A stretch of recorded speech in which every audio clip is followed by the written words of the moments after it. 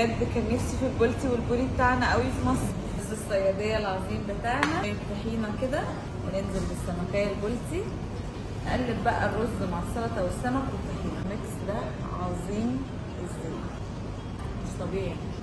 كان نفسي قوي اكل اكله مصريه على اصولها من غير اي افتكاسات. على طول طلعت على اسماك العمده فرع البرشا. اسماك العمده اللي عرف يثبت نفسه بجداره في الامارات. يعني خليني اوعدكم ان انتوا هتاكلوا اكله سمك كانكم بالظبط على شط اسكندريه، وفي نفس الوقت مش هتدفعوا كتير. اسعاره فعلا حلوه جدا. طبعا بدات بشوربه السي فود والجمبري الباتر فلاي العالمي في اسماك العمده. دخلت على اللوبستر اللي معموله لي مخصوص بالثوم والزبده والبقدونس. كمان جربت شويه من اختراعات اسماك العمده، قلت برضه اقول لكم عليها. طرب سي فود كان اول مره اجربه وطلع حلو جدا، واول مره اسمع عن حاجه اسمها حمام سي فود، فكان عندي فضول اجربه وطلع حلو جدا جدا. وتخيلوا كمان انهم عندهم اسكالوب سي فود بيكون محشي زي ما انتم شايفينه بالخلطه كده مع الجمبري. كان بجد يا جماعه عالمي عالمي عالمي، مع اني ما بحبش الاختراعات قوي في السي فود، بس صراحه انبهرت. وهختم بقى معاكم بصينيه اف 16 اللي تنفع لو انتوا جروب اصحاب مع بعض او العيله او العزومات، يعني عامه سعرها وكميتها حلوه جدا. ولعشاق المبكبكه ما تنسوش تجربوا مبكبكه الجمبري من عند اسماك العمده. استناكم تجربوا اسماك العمده وتقولي رايكم في ايه.